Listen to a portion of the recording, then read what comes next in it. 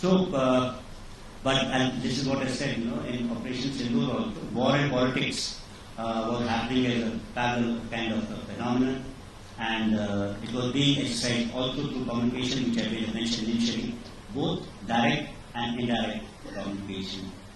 So, second important conclusion what I draw from the statement which I initially said, that war is a continuation of policy by other means, is that war is a rational decision.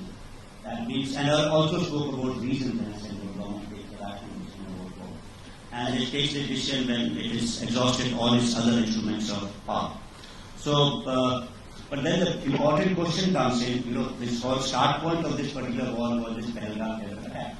So, is terrorism a rational act of warfare? I don't think that's a rational act, because terrorism has no defined logic, it has no political military end state. Terrorism is a means and an end in itself. Terrorism is a form of warfare that defines rationality. This is because the terrorist doesn't have anything to do. He's a non-state actor.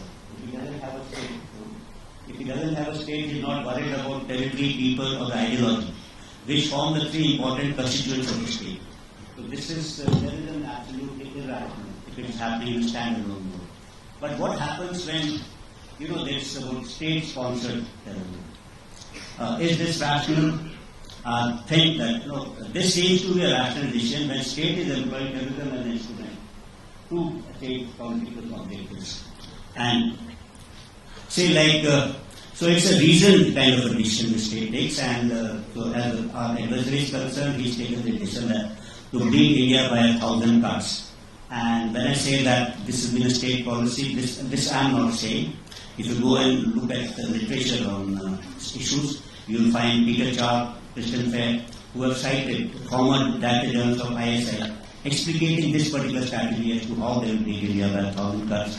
And this particular doctrine is found in various studies in Pakistan, staff college, etc. So this is a normal talk which happens in Pakistan. And of course, officially we know in the 1965, Zulfikar Ali Bhutto declared a 1,000-year war against India when he addressed the United Nations Security Council.